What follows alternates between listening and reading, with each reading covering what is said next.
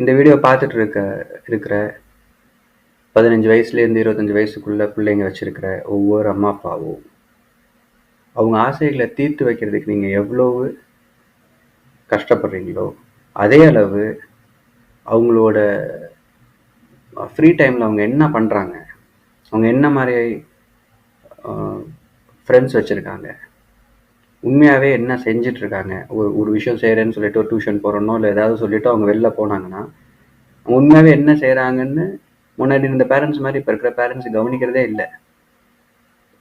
ரொம்ப தப்பு அது.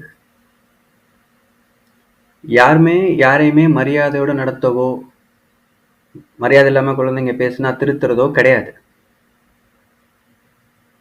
தன்னோட அண்ணா அக்கா தம்பி தங்கச்சி ஏன் பேரண்ட்ஸே கூட வந்துட்டு ஒரு மரியாதை இல்லாமல் பேசுகிறதோ இல்லை ஒரு வாய் துடுக்கா பேசுகிறதையோ கூட யாரும்